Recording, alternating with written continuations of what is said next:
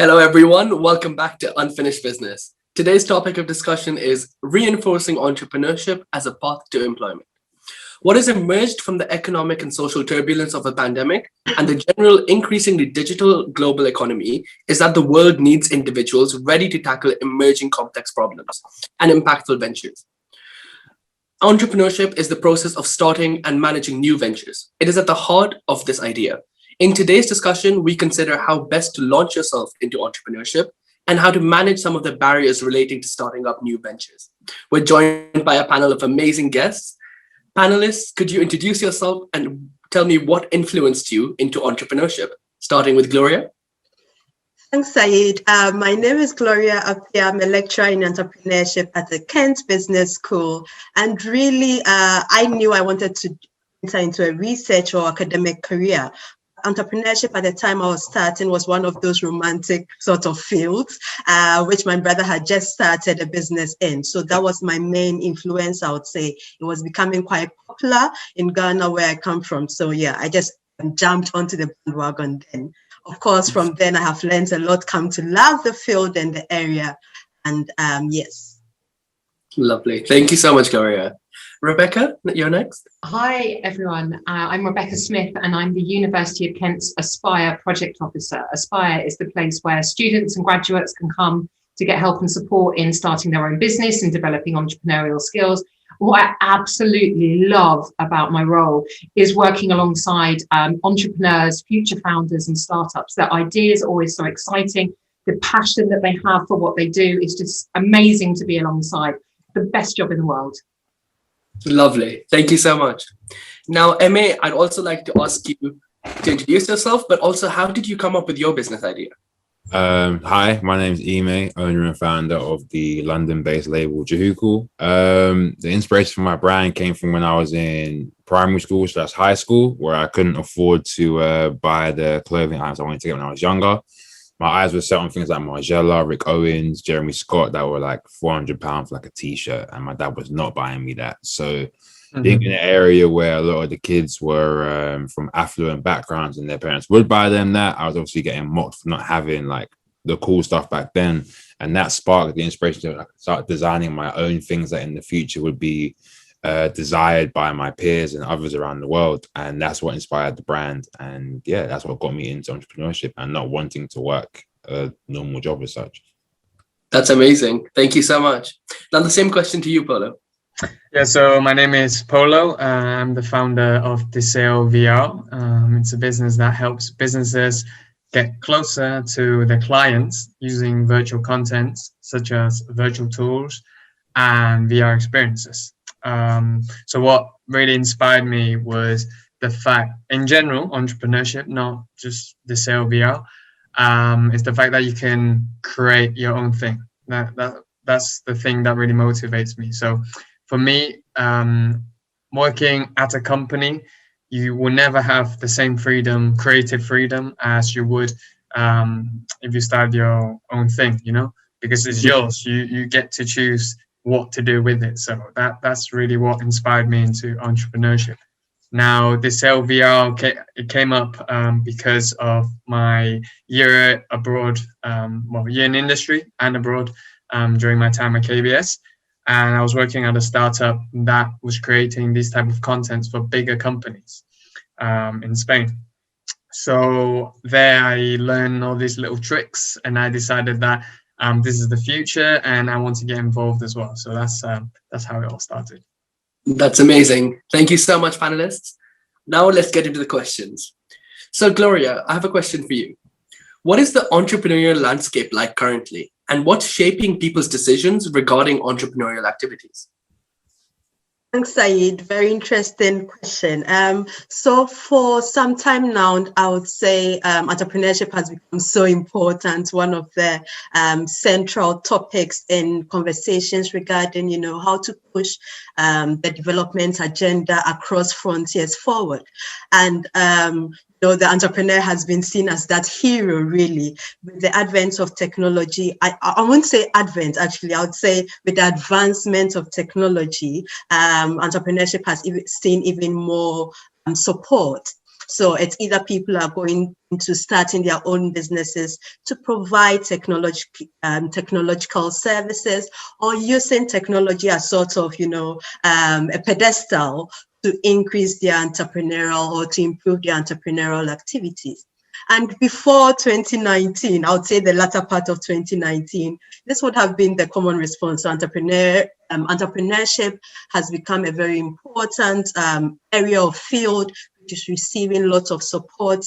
But with the advent of COVID in the latter part of 2019, we did see massive interest in entrepreneurial activities. And this is for obvious reasons. Large organizations were laying off employees, restructuring themselves, having to lay off some employees. Small businesses had to pivot, to be able to address new needs that were emerging. People stayed at home for quite a while. I mean, with stay-at-home policies globally, people had time to sort of reflect and think about what they were doing. And listening to Polo and Emay, it's quite common for entrepreneurs to say, we reflected and felt we did not want to work for other people. We wanted that creative freedom. People had time to think or to make those decisions during the peak period of COVID when they stayed at home.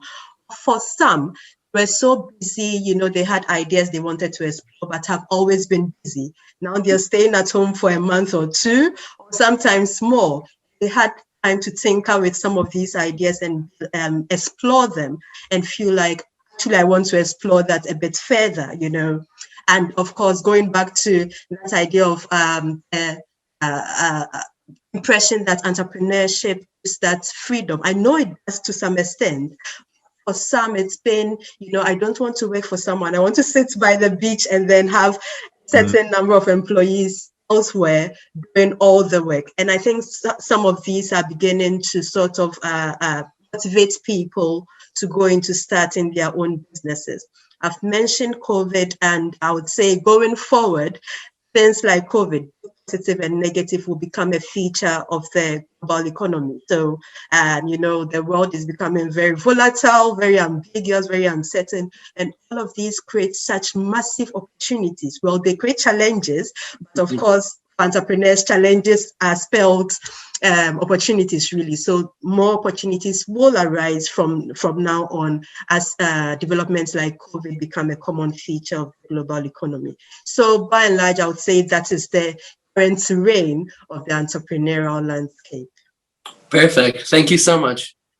Now, I have a question for Rebecca. What are some of the skills that might be important in starting out on the entrepreneurial journey? Thanks, Aid. That's a great question. I think there's kind of several bits to that question. There's skills, but then kind of there's more importantly, there's kind of behaviors and mindsets which entrepreneurs use when they're being successful. So when we're talking about skills, we could be talking about something like finance or accounting or marketing or sector-specific skills like being able to sew or being able to cook or to be able to manufacture or being a scientist.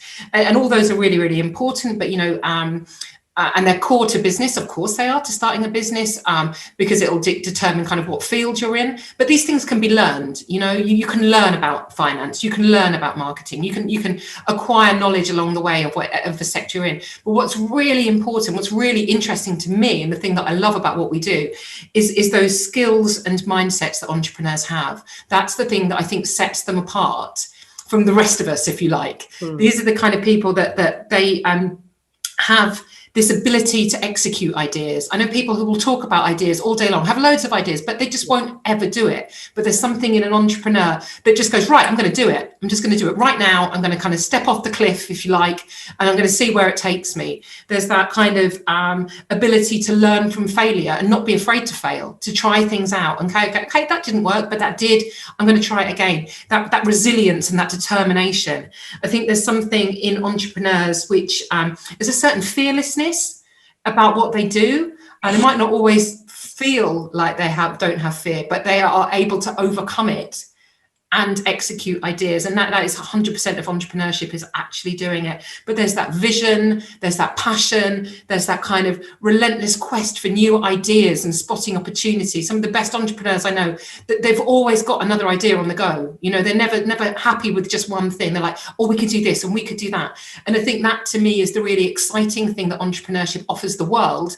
Yeah, it's about venture creation, it's about being in business, but it's also about this mindset that entrepreneurs have, that it's going to be so important in this volatile world that Gloria was talking about, to kind of, you know, keep us on a good path and looking forward. So yeah, for me, it's about those behaviors and mindsets as well as the skills. Definitely. Thank you so much for that. Now I have a question for Emay. What are some of the challenges you've experienced starting up as a student? Attending lectures is probably the hardest thing. I think my attendance went down to like 30%, I think, after I started my business. And that's when I was told to join the business startup journey, actually, because they found out why I wasn't going to lectures. So that was quite nice. But that was probably the hardest thing, is balancing a business that is literally having a baby. It needs all your attention all the time. Like, you need to check on your sales and your orders, on your next idea. Like, it's constantly needing more and more and more, whilst trying to also balance his accounting degree. So it was very hard. That was the hardest thing for me, because as much as I believed in my company, I didn't want to waste the year and a half that I spent doing my degree for a company that I could not actually guarantee would be where I am now with it. So that was really hard for me. And then also, again, like, about balancing student life in terms of, do I go out partying with my friends for 2 days straight? Or do I lock in with my laptop and work on designs and reply to emails and get stuff going? And I picked that option over going out to party. I cut out a lot of things that I was doing when I was younger, just to focus, have a clear mind on what I wanted to work on in the business. And it's paid off now. So there's a time to party and a time to work. And I picked the work time properly. And now it's got me to where I am. So that's probably the hardest thing that I experienced. But like, the discipline that I gained from that has got me to a position where I'm about to employ 3 new people. So definitely. So did your university education, so what you learned in your degree, but also Aspire, help prepare you for such challenges that would arise? So I started my degree studying business management, and I changed to accounting after I started my business, because I wanted to learn about the tax system so I could minimize my taxes. That's probably how my degree helps me in that sense. That was great. And just about how to work out margins and forecast things and work out how to price certain products. So I did merchandising and buying, I think, to my degree as well in accounting. So I could learn these things to help me when I graduated. So at the end of the day, as much as I do fashion, it is just a business. It is about sales, marketing, and numbers. Like, if your numbers aren't correct, you can have the prettiest designs, doesn't matter. You're in a loss. You're going to end up crumbling. So I needed to have that foundation there to know how to manage my money, how to manage my employees and my staff, etc.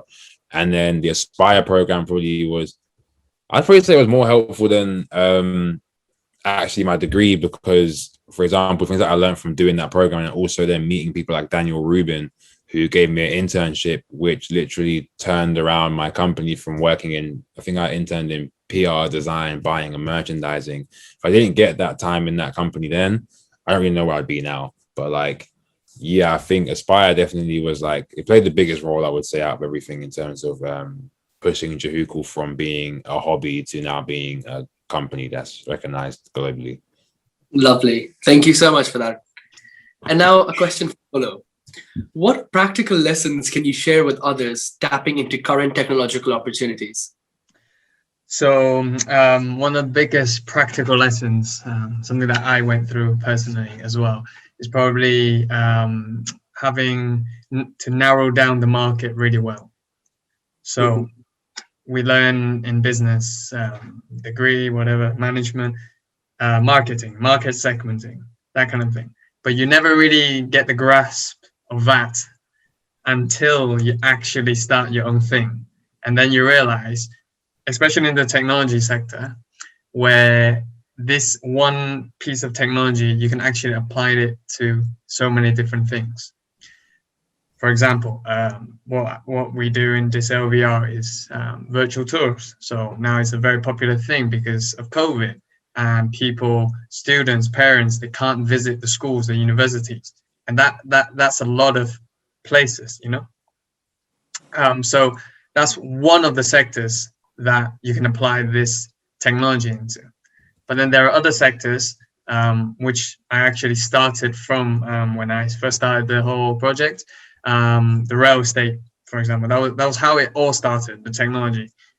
So I started going to the rail estate guys, but then I realized that they already have it, or they already know about it, or they already have other people, doing it for them. So I was running into roadblocks a lot of the times, and I spent like a good year to realize that, okay, so these are not the right people, even though they can use this same technology, but they are not the market that I should be serving to. So I started ringing up schools, and that's when I started to get very good feedbacks, because I realized that schools are very open to these kind of innovation, no?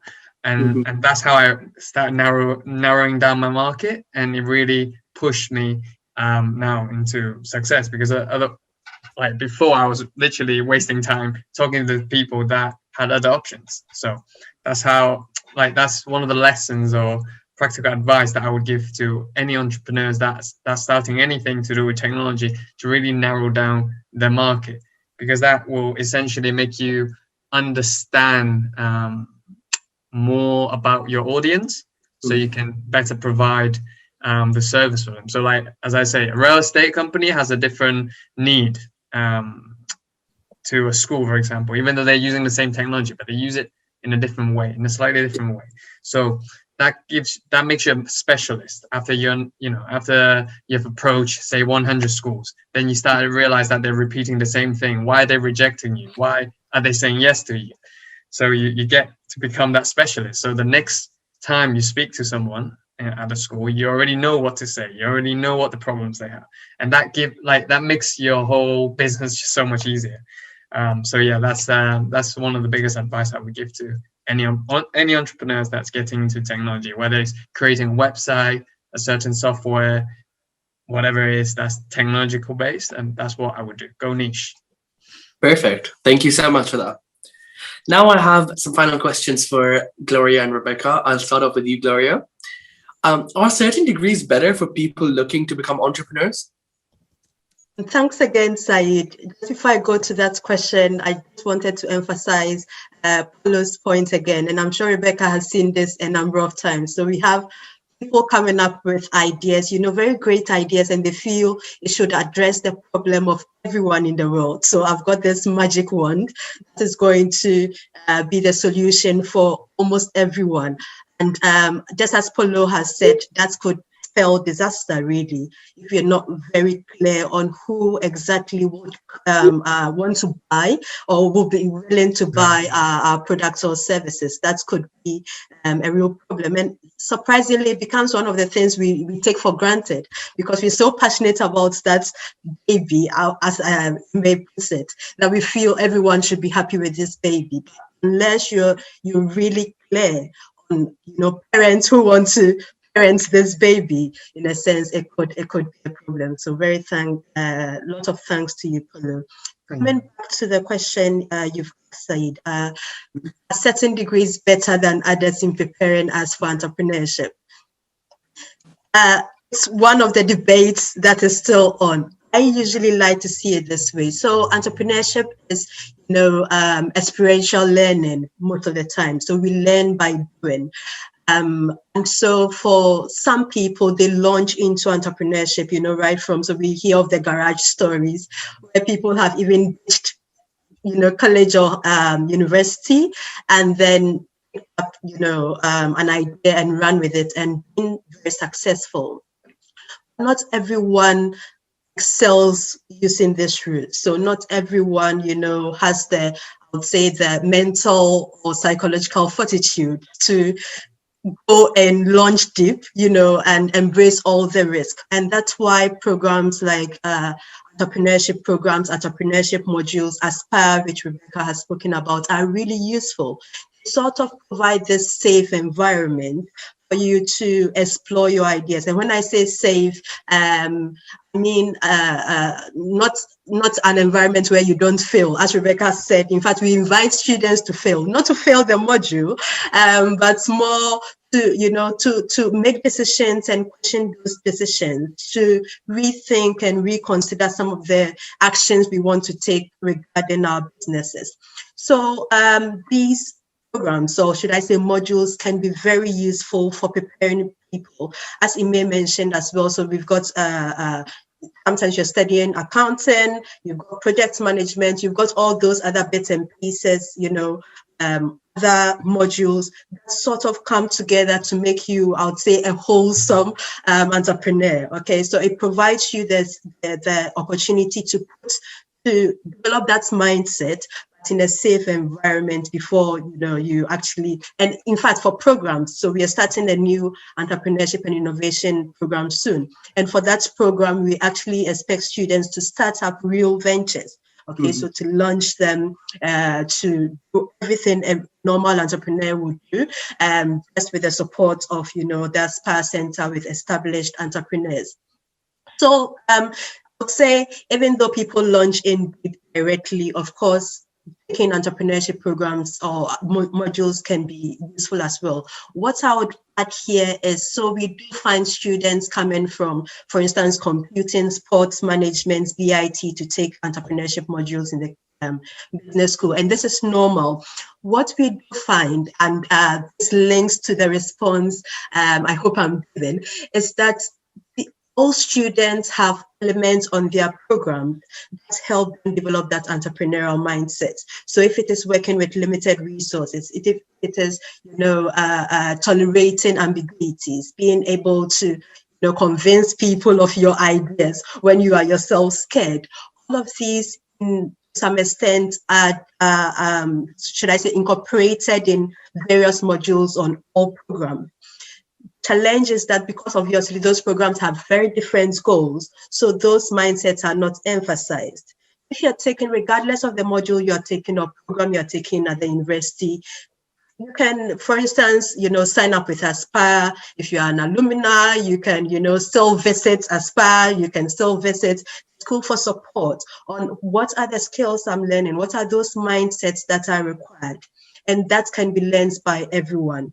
So I want, for the sake of being very careful, not say that any program prepares anyone, 100% to be an entrepreneur. As Rebecca has said, it's the mindset we are developing to be ready, to start up ventures. There are obviously some programs that make you more aware of how well you have developed these mindsets, and then, of course, prepare you as well to start up new ventures. I hope that is sufficient for now. Yes. Definitely. Thank you so much. Appreciate that. Now I have a final question for Rebecca. Some students do not feel like they're ready to start a business from scratch and would like to gain some work experience first. However, they're still keen to engage in entrepreneurial agenda. Is there any advice for this group of students? Well, yeah, just to absolutely engage in the entrepreneurial agenda. Just because you're working within a business, whether that's a small business or a big corporate, it doesn't mean that you can't explore entrepreneurship. You can be that creative problem solver from a desk in a company as much as you can from, a startup in your garage. It's not an either or. You can be entrepreneurial in a business and develop those entrepreneurial skills and mindsets. No one can stop you thinking. It's about spotting opportunities, and actually going into a corporate role to start with sometimes gives you that background and that understanding of an industry that then you can then go and take and create your own business from. With a background in that industry, which has kind of given you some experience, some knowledge, some insight into developing then your own business. So I would say absolutely, it's not for everyone straight out of uni, not like Emay and Polo, but it can happen 5, 10, 15, 20 years down the line. And there's a lot of research that shows when people leave university, they want to go into that corporate job. But if you ask them maybe 10 years after they've left university, so many more of them are saying, I now want to start my own business. So it's a process, it's a journey. Definitely. Thank you so much. Really appreciate that. Well, panelists, that is the end of this episode. Thank you so much for joining us and giving us your amazing insight. We really do appreciate it. Stay tuned for the next episodes of Unfinished Business. Thank you, everyone. Goodbye. Thank you. Bye. Bye.